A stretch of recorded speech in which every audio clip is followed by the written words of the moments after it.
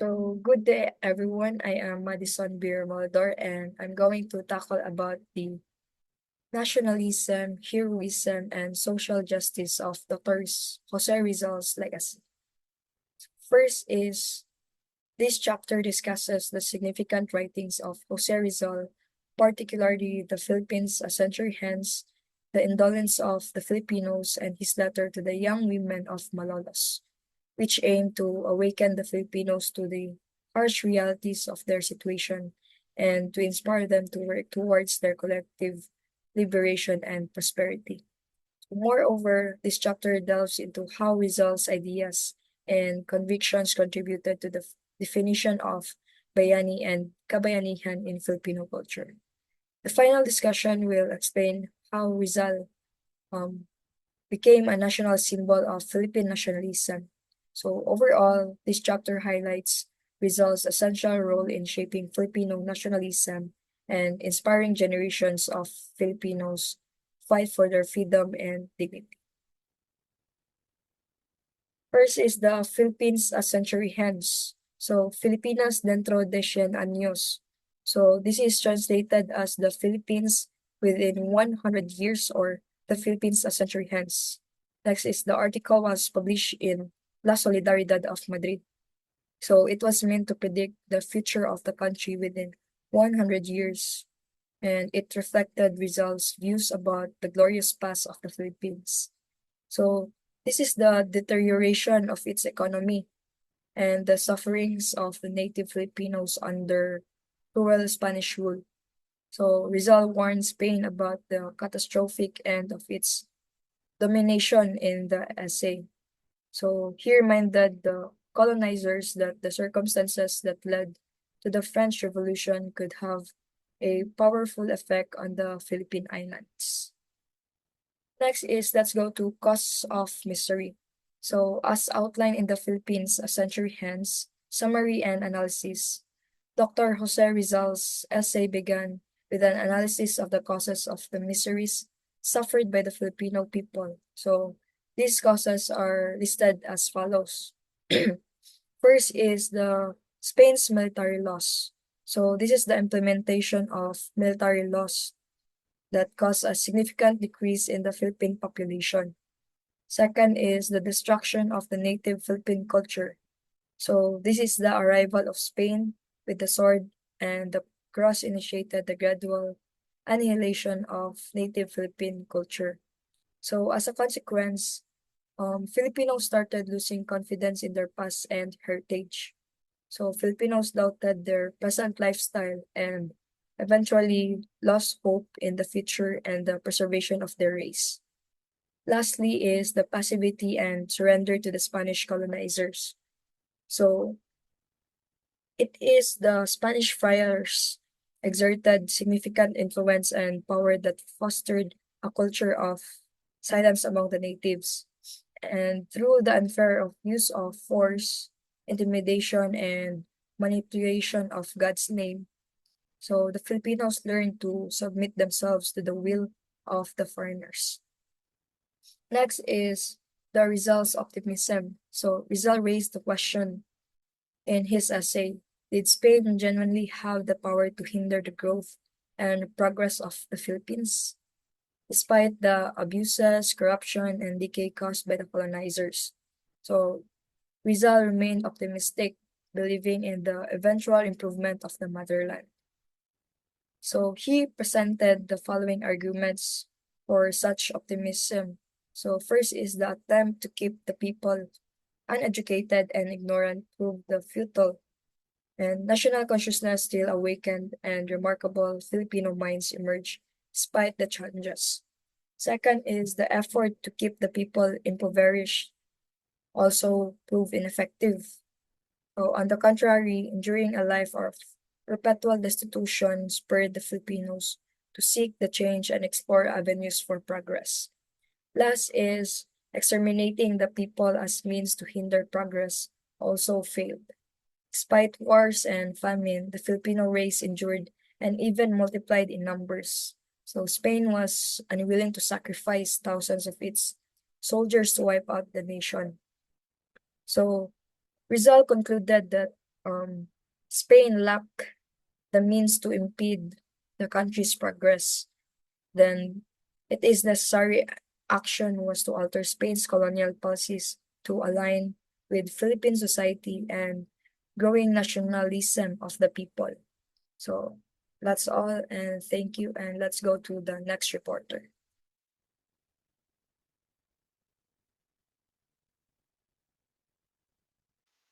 So guys, I'll be the next presenter. I'm Judgal Nico Balaba from BS Cream 2. So my next topic is other related writings. So Rizal also wrote several brilliant literary works that awakened the patriotic sense of Filipinos in his time, which contributed to the Philippine Revolution.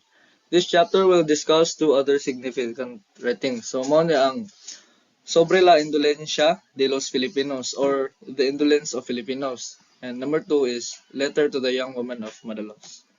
So first, I will discuss the Sobre la Indolencia de los Filipinos. So the Indolence of Filipinos, this is the longest essay that Rizal wrote. Rizal logically presented his defense against Spanish attacks on Filipinos as inherently lazy and indolent. Rizal presented the causes on why Filipinos, as the Spanish alleged, not working hard under the Spanish rule. Rizal then pointed out the causes. So the first is the galleon trade. So the galleon trade establishment severed the Philippines' previous connections with other Asian and Middle Eastern countries. So basically, ang pasabot ani kay mo ni nakakuan murag disconnect sa Philippines sa mga connection sa Philippines with other Asian and Middle Eastern countries. As the book said, consequently, business interactions were limited to Spain via Mexico. This led to the gradual disappearance of small businesses and handicraft industries that thrived before the Spanish era. So number two, the Spanish suppressed the natives' enthusiasm for work by implementing forced labor. So gihimo sa Spanish nga ilang implement ang forced labor towards sa natives, sa mga Filipino natives. Yeah, the conflicts between Spain and other European countries, as well as the Muslims in Mindanao, forced the Filipinos to engage in labor-intensive tasks such as shipbuilding, road constructions, and other public works. Consequently, they had to abandon agriculture, industry, and commerce. So number three, Spanish failed to protect the people against foreign invaders and pirates. So without the means to defend themselves, the the natives suffered casualties, daghang nangamatay. They witnessed the destruction of their homes and the devastation of their lands. And the Filipinos were compelled to adopt a nomadic lifestyle, losing interest in cultivating their lands or reviving the industries that were shut down. Ang mga Filipinos, they became submissive, relying on the mercy of God. So wala na sila choice, nawala na pag-asa.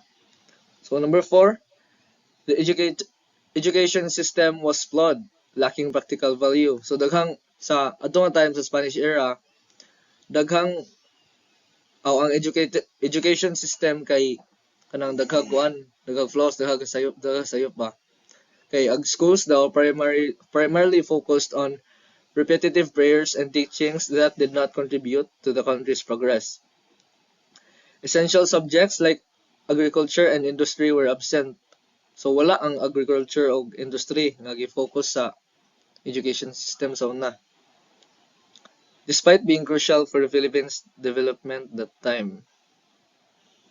Imbes na agriculture and industry ang pinaka crucial nga asset para sa development sa Pilipinas, mauna noon ang wala gitudlo sa mga sa Spanish sa una. So number five, the Spanish rulers set a negative example by disregarding manual labor. According sa libro, they would arrive at work late and leave early, neglecting their responsibilities. Ang mga women kay kapunay ubanan sa servants who dress to them and fund them. Thus, they should not have done themselves. Number six, gambling was introduced and promoted extensively during that period.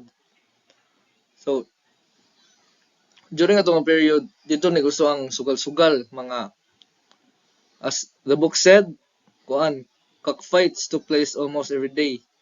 and government officials and friars were the foremost participants in the various forms of betting and gambling during festive occasions. Next is number 7. There existed a corrupt religious system. So the friars instructed the unsuspecting Filipinos that it was simpler for a poor individual to reach heaven, leading them to choose not work and stay in order to secure an easy entry to heaven after earth. So mura sila gi brainwash ang mga Filipino sa una mura gi brainwash sa Spanish kumbaga. And lastly, number 8, taxes was imposed and were excessively burdensome. Ang taxes sa una kay kuan dako do kayo, dako kayo ang mga taxes sa una. Yeah, the taxes took a significant portion of their earnings being claimed by the government or the friars. So mga ang government or ang mga kaparian sa una, which is sa mga friars. O kaparian nga Spanish mo ng friars.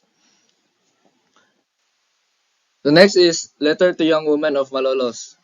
Rizal directly addresses various types of women, including mothers, wives, and unmarried women, sharing his thoughts and expectations for them to remember. Rizal greatly admired the bravery of the 20 young women who wanted to establish a school to learn Spanish, despite the opposition from Spanish parish priests, Felipe Garcia. In his letter to the woman of Malolos, Rizal made several points. The priests in the country did not embody true Christianity. People should exercise private judgment. Mothers should exemplify the ideal woman, teaching their children to love God, country, and fellow men. So tulungan sa mga mama nga ang ilang mga anak nga ihigugma ang Ginoo, ang country ug ang mga kuan, ang mga katawhan.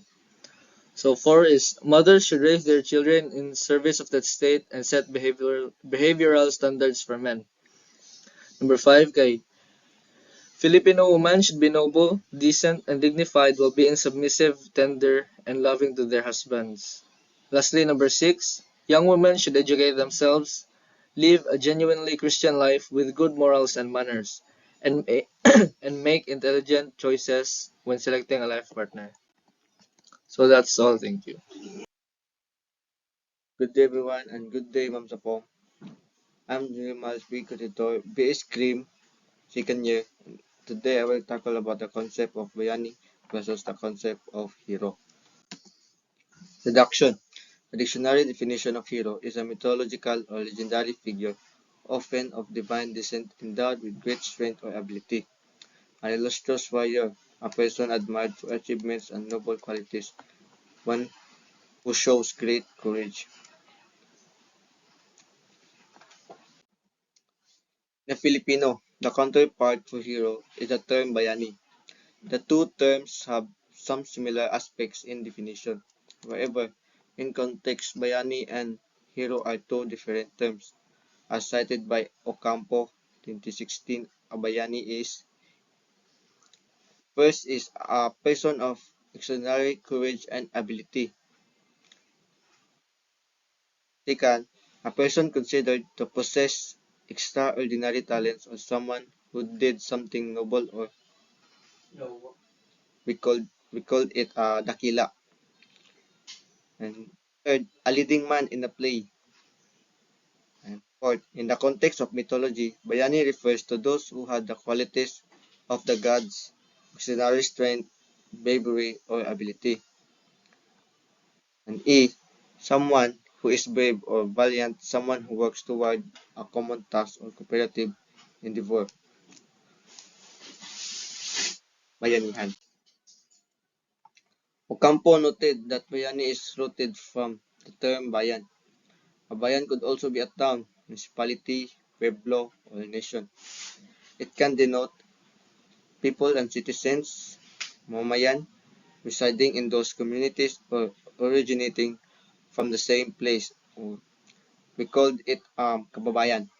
Bayan also denotes the day or araw or a time of day, lalim ng bayan, and even the weather, whether good or bad. And Ocampo concluded that hero and bayani did not have the same meaning. Bayani is a richer word than hero. Bayani could be rooted in bayan as a place or in doing something great, not for oneself but for a greater good for the community or nation. In his essay, pinagmulan ang salitang bayani by Ricardo Nolasco. Bayani has an Austronesian origin. Bayani refers to warriors who lead in defending their communities against invaders and any form of danger. And last is Bayani derivatives include Bahani, Mahani, Bagani, and Bahani. Some indigenous people observed hierarchies among their Baimal for sermons and stated that the Mandaya people of the Davao region had a great Bagani who could lead several junior Bagani called the Manikid and the great foot soldiers known as Maguyan Taldo. They heeded the advice of respected elders referred to as Waukan or Matadong. In the, ori- in the origins of Bayani and Kabayanihan. The concept of Bayani can be traced back to pre-colonial times when the Philippines comprised various independent barangays or communities. In these communities, the Bayani has a community member who fought for the common good and served others without expecting anything in return. The concept of Kabayanihan, on the other hand, can be traced back to the pre-colonial practice of Bayanihan, which involved the collective effort of the community to help a member in need. This practice reflected the collective spirit of heroism and volunteerism that characterized Filipino society. And by Veneration 1998, bayan has a complex meaning. It could refer to the people in the community. In the Filipino, we call it Tagabayan, the community itself, bayan ng or the nation, bayan kong Pilipinas. Kabayanihan is the active heroism of an individual who go for the bayan without expecting anything in return. Evolution of the meaning of bayani and kabayanihan. Traditionally, bayani refers to a person who fights for the common good and serves others without expecting anything in return. Meanwhile, kabayanihan refers to the collective spirit of heroism, volunteerism, and characterized by Filipino society. Good afternoon. I am Mark Andy Bitasolo, a community student of the University of Bohol, and I am here to continue our reporting about Chapter 5, Orjalesa Legacy, about nationalism, heroism, and social justice. My topic is all about the colonial period, post-colonial period, and the present-day manifestation. First is the colonial period. The Philippines was actually colonized by three different powers: Spain, 1521 to 1898 for 377 years. Second is the US, 1898 to 1946 for 48 years in the interim of the shortly broken World War II. Third is Japan, 1942 to 1945 for 3 years. The total member of the century of colonization by all power is 428 years. The concept of bayani evolved to include the idea of martyrdom, sacrifice for the nation. The bayani became a symbol of resistance against the colonial oppression as many Filipinos fought and died for the country. For example, this is Jose Rizal. Si Jose Rizal ang nakaingon nganong ang mga Filipino people is may fight against the colonizer. And the practice of bayanihan became a symbol of Filipino resilience and resistance against the colonial oppression. Second is the independence period. This time, the concept of included the idea of social justice and human rights.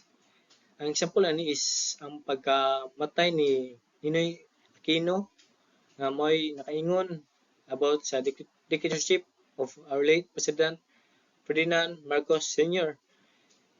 And the concept of kabayanihan also evolved during the post-independence period as many Filipino people continue to practice bayanihan despite of the challenges of poverty and equality. So, ang gibuhat sa mga Filipinos during this time kay nag social and political movement sila against the dictatorship of the late President Marcos. So nag-result na siya sa EDSA revolution, and the rest is history. And lastly is the present day manifestation. The concept of first is the concept of bayani and kabayanihan continues to evolve in the present day, reflecting the challenging values of the and aspiration of the Filipino people. And bayani is also work for force to the backbone of the economy who are sacrificed their lives for their family and country. 3 is the present day meaning of bayani is also a personal concept. A bayani can be someone that individual look up to personal reasons. The evolution of kabayanihan concept in the present day is manifested by the spirit of voluntarism of the Filipinos. Ang example ani is a present day manifestation is during the time of pandemic. So ato mga bayani sa during time of pandemic is ang mga frontliners, and example ba ni kay ang mga OFW. Then ani pod sa present day manifestation ang kabayanihan nga meaning kay during the time of the calamity kay ang mga Pilipino na sa tong culture nga magkinabangay during the time of calamity, like magbayanihan, magkinabangay sa pag-come up ani nga problema sa atong country. And that's all of my topic. Thank you.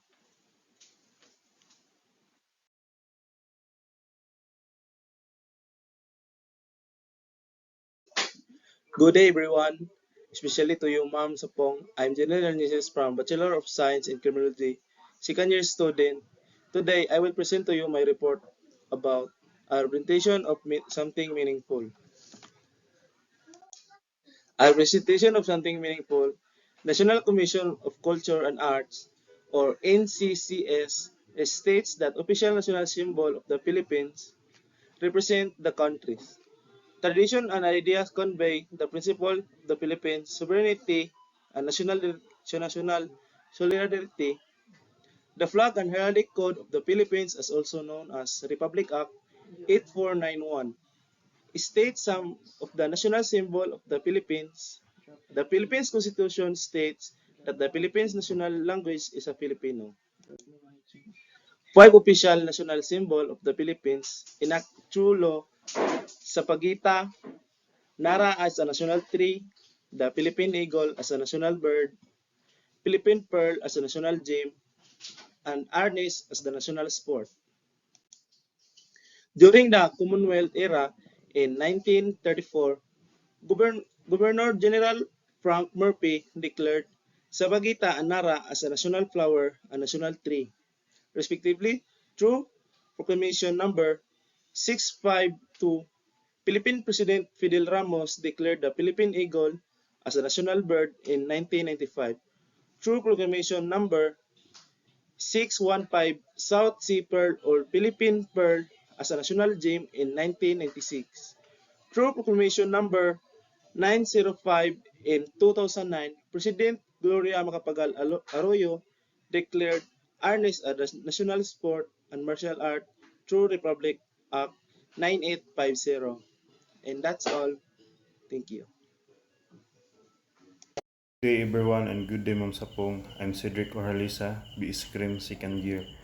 And now I'm going to tackle about the Filipino national symbols. No Filipino's historical figure is unofficially declared a national hero, although law or executive order, according to the NHCP Section Chief Teodoro Atienza and Filipino historian Ambet Ocampo. On February 17, 2014, Bohol 1st District Representative Rene Relampagos filed his Bill 3926 or the Philippine National Symbol Act of 2014. at the Philippine House of Representatives. Proposed bills aim to declare and recognize several national symbols, including the Jose Rizal and the only historical Filipino to recognize as a national hero, adobo as a national food, and jeepney as a national vehicle. The bill also aims to encourage of nationalism and unity, guaranteed respect and perseverance, and promotion of national symbols, and correct the unofficial and status of the symbols. Next is, what is the debate surrounding Rizal's status as a national hero? One argument against Rizal that he never led a revolution or engaged in armed resistance against colonial rule. The anti-Rizal believes that a national hero should be someone who fought and died for the country of freedom, like Andres Bonifacio and other Katipuneros who are actively led the Philippine Revolution against the Spanish. Rizal was amid to other heroes advocate by the American particular, then Governor Howard Taft. And in Rizal's writings such as Letter to the Woman of Malolos and Filipino Dontro din Dician Años suggested to had high hopes for American colonization and believes that it would be bring freedom and progress to the Philippines. Next is Rizal's silence that does not mean support. Rizal did not speak out against American colonialism in the Philippines because he had nothing to say about it, not because he supported it. Rizal died before the Americans were fully entrenched the Philippines, and he had no idea how their role would play out. And Ocampo also pointed out that Rizal was a pragmatist. He believed that in working within the system and achieve reforms, it possible that Rizal saw the American and potential ally in fight against corruption and abuse of power under Spanish colonialism. However, he did not necessarily support and colonization in the Philippines. And additionally, Ocampo argued that Rizal heroism was not just about his brilliance or martyrdom, but his life is a model of excellence, integrity, and love for the country. He was the visionary who saw potential in the Philippines and free, independent of the nation. That's all. Thank you. Good morning, everyone. My name is Eric Digimas Meredores. So I'm gonna talk about the in defense of Rizal as our foremost hero. So Esteban de Ocampo. Esteban de Ocampo is the one who wrote the article "Who Made Rizal Our Foremost National Hero and Why?" 1996. This article provides insights into the merits of Rizal as a hero.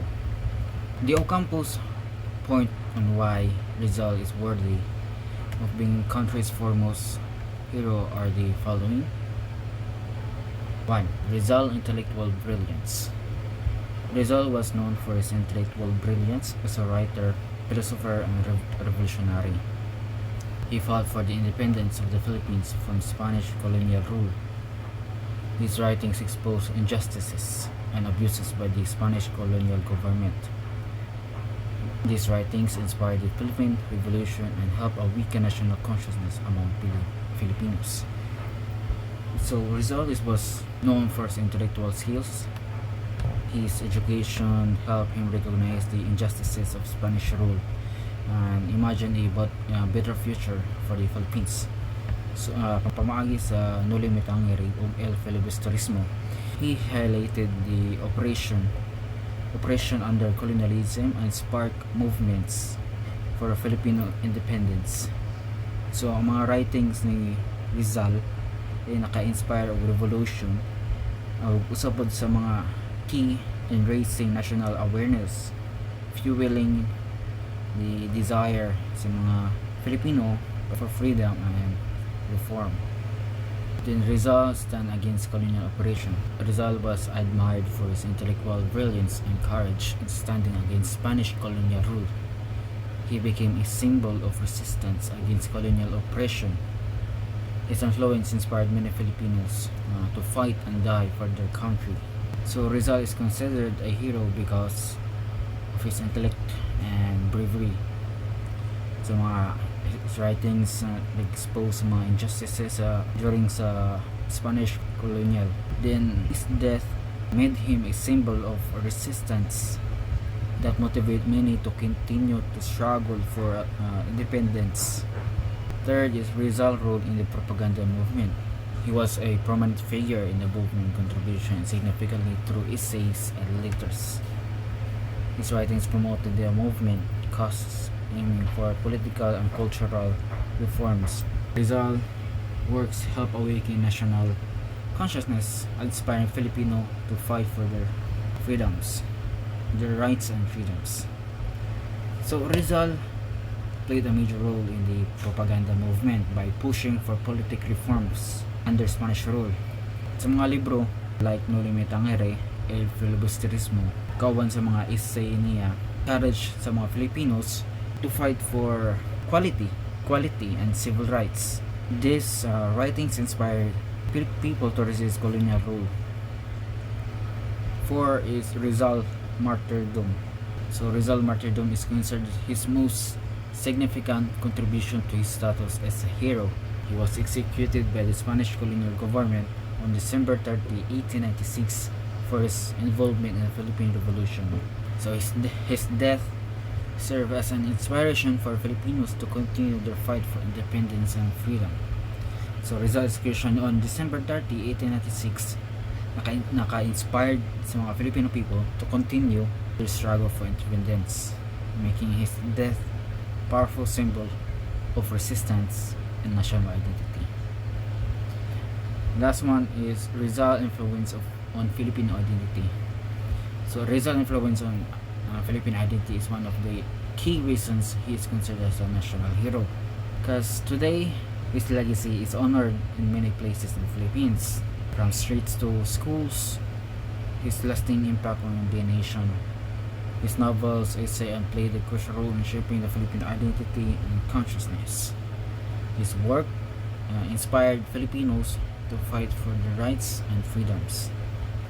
And that's all. Thank you. Good morning everyone. Good morning ma'am. My name is Vincent Boyonas. My topic is criteria for becoming a national hero.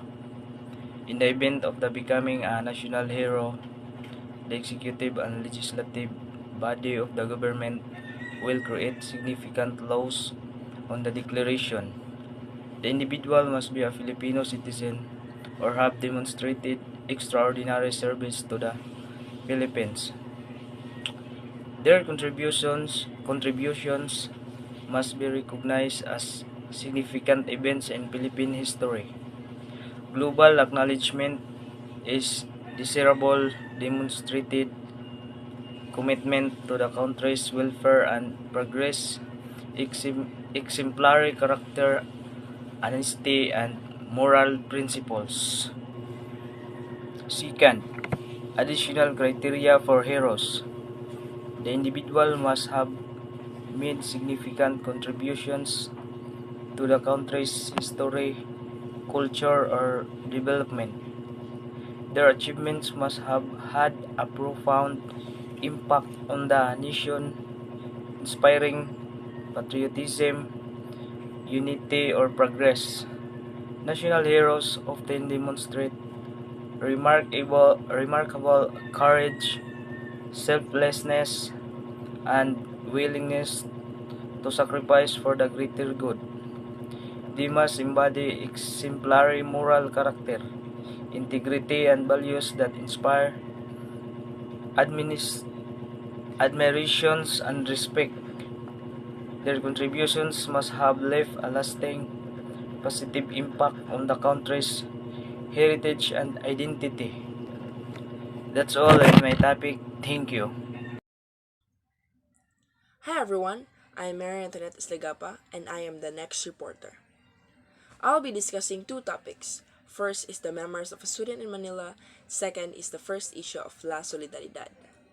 So, Memoirs of a Student in Manila is quite a very long story, so please bear with me and let us read it and understand it together. So, Memoirs of a Student in Manila by P. Jacinto. P. Jacinto is a pen name of Rizal. Pen name means it's like a code name of a writer. Chapter 1 My Birth. I was born in Calamba on June 19, 1861, between 11 and midnight, few days before full moon. It was a Wednesday, and my coming out in this veil of tears would have cost my mother her life had she had not vowed to the Virgin of Antipolo to take me to her sanctuary by way of pilgrimage. So Jose Rizal was like describing that before it was a risky situation if you gave birth because because technology doesn't exist before.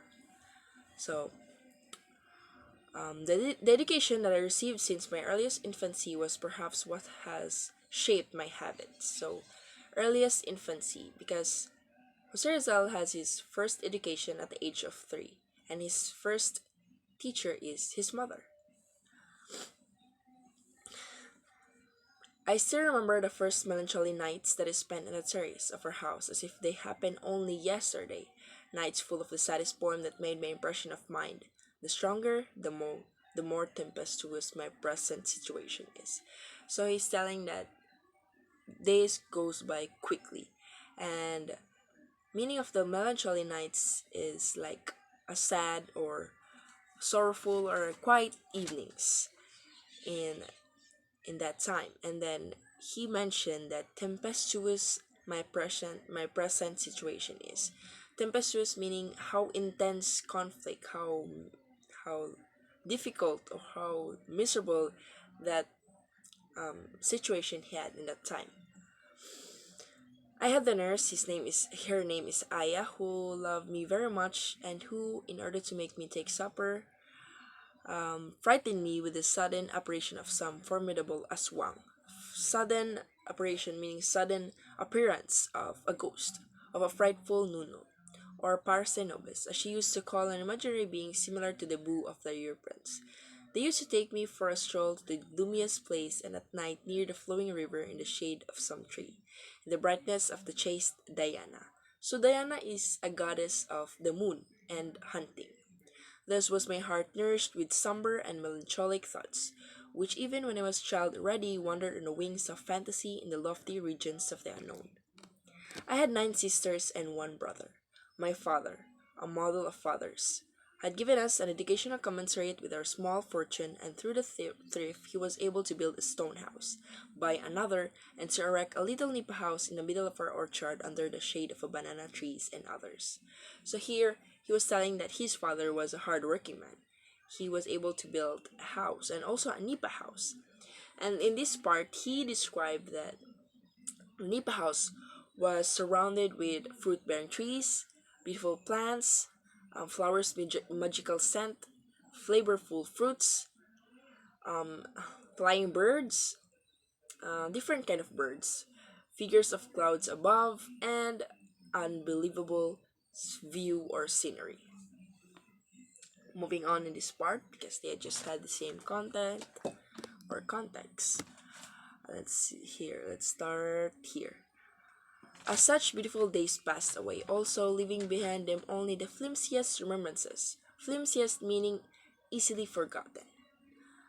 Alas, even now when I look at the window of our house to the beautiful panorama at twilight, my plus gloomy thought, uh, my impression come back to my mind with a painful eagerness. Afterwards comes night, it extends its mantle, sometimes gloomy through starred, when the chaste of Delia, he's still talking about this, another goddess, does not scar the sky in the pursuit of her brother Apollo, but if she appears in the clouds, a vague brightness is delineated. Um, let's fast forward. Afterwards, we go to the series Before that, their mother would make them recite their rosary altogether. Then afterwards, we would go to the terrace or to some window from which the moon can be seen, and my nurse would tell us stories, sometimes mournful, sometimes gay. In the context of gay, it's not talking about homosexuality, but gay means like a happy time or a fun time or like a fun experience, an unforgettable experience. So, in which the dead gold plants that bloomed diamonds were in confused mixtures of all of them born of an entirely oriental imagination. Sometimes she would tell us that men lived in the moon and the specks that we observed on it were nothing else but a woman who was continuously spinning. When I was 4 years old, I lost my little sister, that was Concha. And then for the first time, I shed tears caused by love and grief. Without her, what would have become of my education and what would have been my fate? He was talking about his mother. And oh yes, after God, the mother is everything to man. She taught me how to read. She taught me how is that. She taught me how to stammer, the humble prayers that address fervently to God. And now that I'm a young man, where is that simplicity, that innocence of my early days? In my own town, I learned how to write. My father, who looked after my education, paid an old man who had been his classmate to give me a first lessons in Latin. So it's like his first tutor, and he stayed at our house. After some 5 months, he died, having almost foretold his death when he was still in good health. I remember that I just came in Manila with my father after the birth of the third girl, Trinidad, who followed me, and it was June 6, 1868. We boarded a casco, a very heavy craft. I've never yet gone through the lake of La Laguna consciously, and the first time I did, I spent the whole night near the Katig, admiring the grandeur of the liquid element, the quietness of the night, while at the same time a superstitious fear took hold of me when I saw a water snake twine itself from the bamboo canes of the outrigger.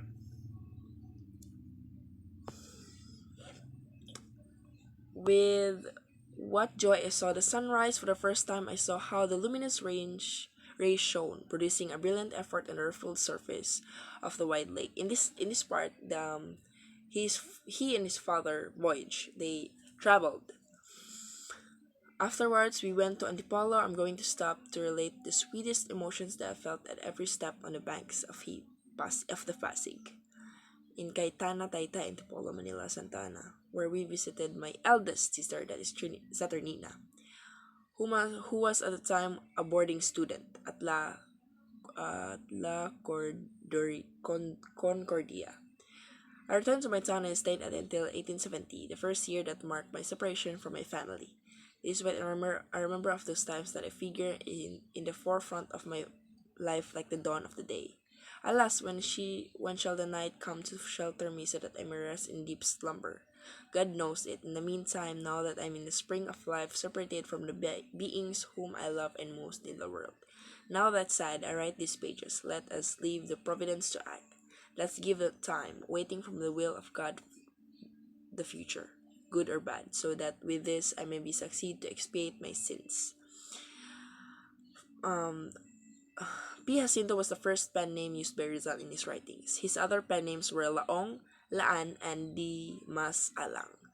Filipino Spaniards and Chinese venerated the Virgin Antipolo since Spanish colonial days. The month of May is the time of pilgrimage of to her shrine. She is also called Our Lady of Peace and Good Voyage, the patron saint of travelers. One legend says her image saved from the shipwreck the crew of a ship that bore from her Acapulco to Manila many years ago. The name of Diana, goddess of moon and hunting. I don't want to amuse myself by narrating the whacks that I suffered, nor describe what I felt when I received the first beating on hand. Meaning it's like a punishment, his first punishment, beating on the hand. Some envied me, some pitied me. Sometimes they accused me wrongly, sometimes rightly, and always the accusation cost me half of the dozen or the 3 lashes.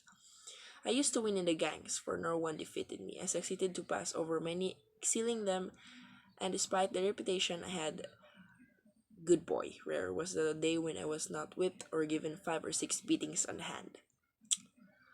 When I went to the company of my classmates, I got from the more sneers nickname and they called me Calambeño.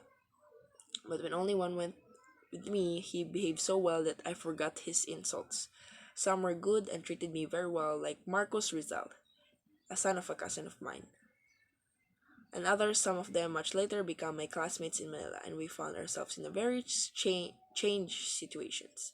Beside the house of my teacher was Justiniano Aquino Cruz stood out of his father-in-law, Juancho, an old painter who amused me with his paintings. I already had such an inclination of this art that a classmate of mine called Jose Guevara, and I were the fashionable painters of the class. How my aunt treated me can be easily deduced from the following facts. We were many in the house. My aunt, my 2 cousins, 2 nieces, Arcadia and Florentina, and a nephew, Leandro, son of a cousin. My aunt was old woman who must be 70 or so years old. She used to read the Bible in Tagalog, laying down in the floor. Margarita, my cousin, was single, very much addicted to confessing and doing penance. It's involving Catholic rituals. Her brother Gabriel was a widower. Arcadia was a tomboy, of an inflexible character and irritable, though she had a simple and frank nature. The other, Florentina, was a little girl of vulgar qualities, so she was a rude little girl. As to Leandro, he was a capricious, papered little boy, a flatterer when it suited him, an ingenious talent, a rascal, in the full meaning of the term. One day, when we went to the river, which was only a few steps from our house, inasmuch as we passed beside an orchard, we were bathing on the stone landing, for I did not dare go down, for it was deep for my height. The little boy pushed me, yes, because he was a rascal. Rizal called him a rascal. Without doubt, I would have been drowned, for the current was already pulling me. This cost him some lashes with a slipper, and a good reprimand by my aunt. So, of course, he was slapped by a slipper and scolded from his aunt.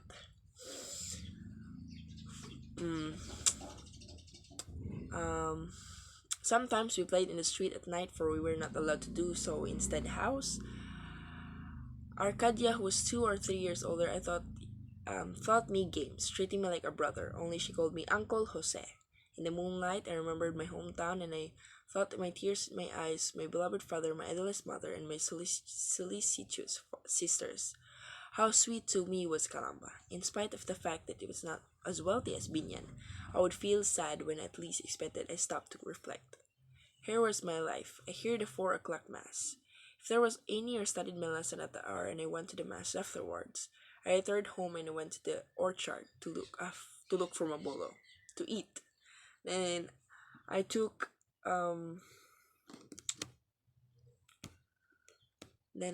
breakfast, which consisted generally of a dish of rice and 2 dried small fish. I went to class, from which I came out at 10 o'clock. When went at home at once, if there was one special dish, Leander and I took some of it at the house of our children, and I returned without saying a word. I ate with them, and afterwards I studied. I went to the school at 2 and came out at 5. I played a short while with some nice cousins, and I returned home. I studied my lessons, I drew a little, and afterwards I took my supper, consisting of 1-2 dishes of rice with an ayungin. We prayed, and then when there was moon, my nieces invited me to play in the street together with others. Thank God I never got sick away from my parents. From time to time, I went to Calamba, my hometown. How long the way home seemed to me, and how short the way back. It was indeed accurate, because when traveling to the destination, going to the destination, it would be like a very long time. It was matagal kang dadating, tapos pagpabalik ang bilis.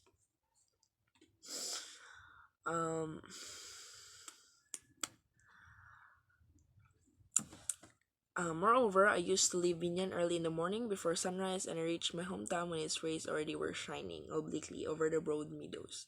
and I used to return to Binyan in the afternoon with the sad spectacle of the obliquely overed broad meadows. And I used to return to Binyan in the afternoon with the sad spectacle of the disappearance of the Sun King. How I looked for a pretext to stay longer in my town. One more day seemed to be a day, and the disappearance of, in the heaven, and how I cried. Though silently and secretly, when I would see the kalesa that was going to take me, then everything seemed to me sad. Then I might not see them again upon my return. It was a new kind of melancholy, a sad pain, but gentle and a calm that I felt during my early years. Many things that are of no importance to the reader happening to me until one day. I received a letter from my sister Saturnina, his eldest sister, advising me of the arrival of the steamer Talib. So steamer is way back it's a transportation that was to take me on a certain day. It seemed that I had a presentiment that I would never come back, so that I went very often and sadly to the chapel of the Virgin of Peace. I went to the river and gathered little stones to keep as a souvenir. I made a paper fish and dyed everything for my departure.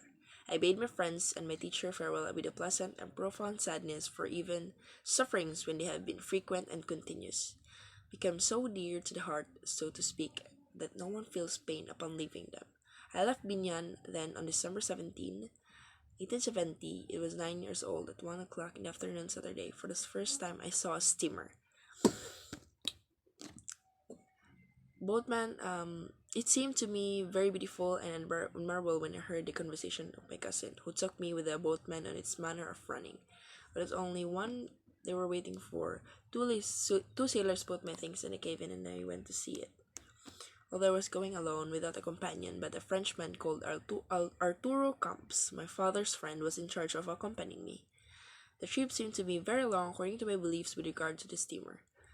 At sea, I remember the spilled chocolate. Finally, we arrived to the Calamba. On my joy in seeing the beach, I wanted to jump at once in the banca, but the crewman took me in the arm and put me in the captain's boat.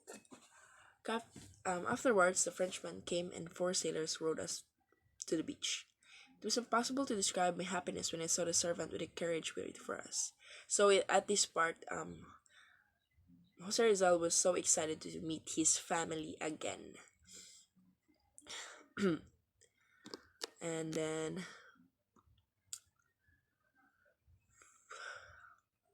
moving forward, it's just bring to mind affection and greatness, names which, like magic formulas, evoke pleasant and smiling ideas, names which become something like a pact, a symbol of peace, a bond of love between nations. The names of Luna and Hidalgo belong among them. So this is another story of Luna and Hidalgo. Their glories illuminate 2 ends of the globe, the east and the west, Hispania and Filipinas.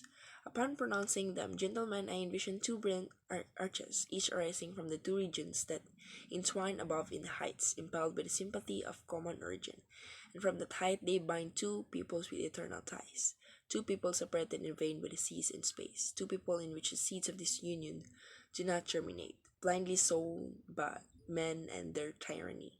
Luna and Hidalgo are as much Spanish glories as they are Filipino. Just as they were born in the Philippines, they could not have been born in Spain, because genius has no country. Genius blossoms everywhere. Genius is like the light, the air, it is the heritage of all. The patriarchal era of Filipinas is passing. The illustrious achievement of her children are no longer consummated within home. The oriental chrysalis is leaving the cocoon. The tomorrow of a long day is announced for those regions in brilliant tints and rosy dawns, and that race, lethargic during the historical night with the sun lit up, other continents awaken again. Powerfully moved by electric shock produced in it by contact with the Western peoples and its clamors for life, the civilization that time once gave it as a legacy, confirming in this way the internal laws of continual evolution, of transformation, of periodicity, of progress. This you know well, you glory in it. To you, Filipinas owes the beauty of the diamonds that stud her crown. She has given the stones, Europe has polished them, and we contemplate proudly you your work, ours the flames, the breath, the materials provided. They drank there the the poetry of nature, a nature of great and terrible in her cataclysms, in her evolution, in her dynamism. So like in this part, it's like she, I don't know, he was giving a speech because there's bravos and applause involved.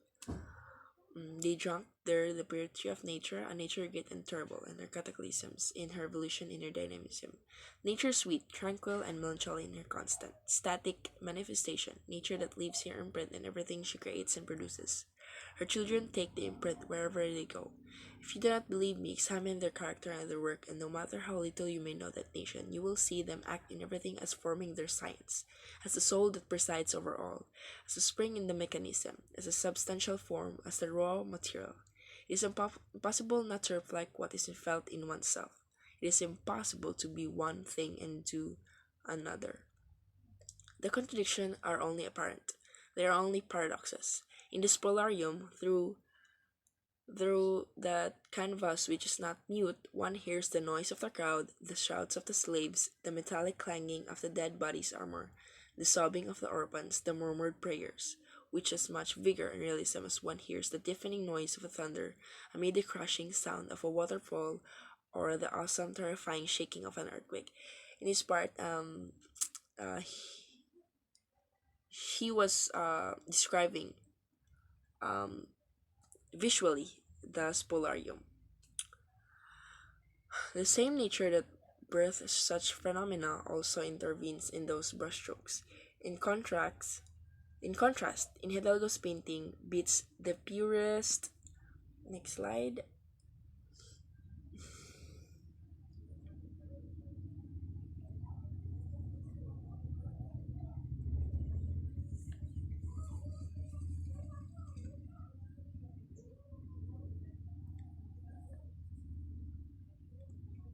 Sentiment.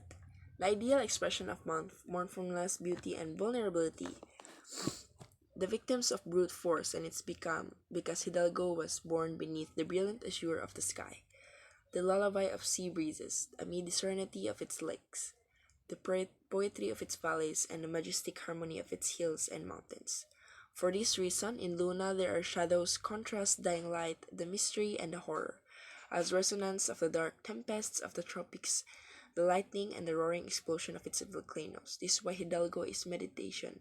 Cradle gently, rocking the infinite, and both of them, despite being so different, at least in appearance, are in the same in their substance, just as all of our hearts are the same, despite of our notable differences.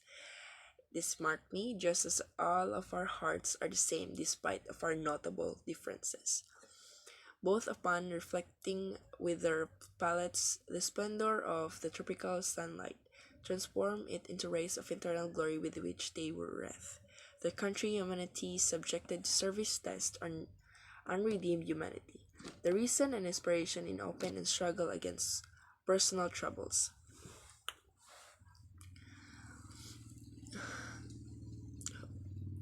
Fantasism and injustice, because sentiment and opinion will break open the path through even the thickest walls. Because of them, all bodies have pores. All are transparent, and if they lack the pen, if the printing press does not second them, then palette and brush not only will give the pleasure to the eyes, they will also be eloquent orators. If the mother teaches her child her language in order to understand his joys, his needs, or pain as a mother also teaches her language to Filipinas, despite the opposition of those short-sighted midgets who secure their position, incapable of looking into the future and not weighing the consequences. Sickly wet nurses, corrupted and corrupting, who tend to snuff all the legitimate feeling and pervert the hearts of nations, sowing in them the seeds of discord, such that later their fruit is harvested. Wolf's bane, the death of future generations. But I put aside such troubles, peace to those dead, because dead are they have no breath, no soul, and the worms feed on them. Let's not evoke their dismal memory. Let's not breathe in their stench amid our joys. Fortunately, the brothers exceed them in numbers. Generosity and nobility are innate beneath the Spanish skies. You are you, seated and participating in our reception and honoring these illustrious sons of the Philippines. You also honor Spain because you know this well. The limits of Spain are neither the Atlantic, nor Cantabria, nor the Mediterranean. What means is it would be where the sea, a dike against her greatness. Her thought, Spain is there, there where she makes her beneficent influence felt. And even if her flag were to disappear, her memory would remain eternal, imperishable. What can a piece of red and yellow cloth do? What can guns and cannon do? There where the feeling of love of affection does not spring, where there is no fusion of ideas, unity of principles, accord amongst opinions. Luna and Hidalgo belong as much as to you as to Luna and Hidalgo belong as much to you as to us. You love them and we see them in generous aspirations, precious examples. The Filipino youth of Europe always enthusiastic, and some other persons whose hearts remain youthful because of the disinterestedness and enthusiasm that mark their actions. Offer a crown to Luna, a modest gift, small, yes, compared to our fervox, but it is most spontaneously and freely offered gift of all the ones presented until now. However, the gratitude of Filipinas to her illustrious sons was not yet satisfied, and wanting to give free rein to the ferment in our thoughts, the feelings overflowing in our hearts, and the words that escape from our lips. All of us have come here to this banquet to join our wishes, to materialize the mutual embrace of two races who love and care for each other, unite morally, socially, and politically throughout the space of our centuries, so that in the future they may form one sole nation in spirit, in their duties, their perspectives, their privileges. Applause. Therefore, I raise a toast to our artists Luna and Hidalgo, legitimate and pure glories of two people. I raise a toast to those who have given them assistance along the painful path of art. I offer a toast that the Filipino youth, sacred hope of my country, may imitate such precious models that are and the mother Spain, for solicitous and attentive to the well-being of her provinces, may soon put into practice the reforms that she has long considered, for the furrow has been plowed, and the earth is not barren. And finally, I offer a toast to the happiness of parents who deprive of their sons.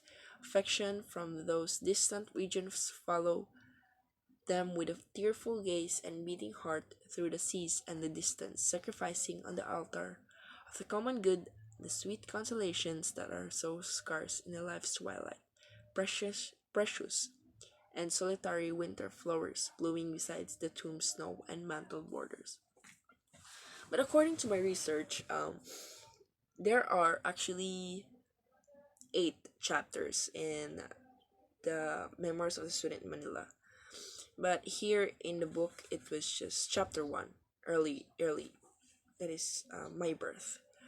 And in summary, according to my research, in summary, it was just talking about the childhood experiences of Jose Rizal until in his education, childhood experiences, his family, and the like. Next topic is La Solidaridad first issue. It was on February 5th. The first issue was on February 15, 1889, and its aim is our aspiration is modest, are very modest.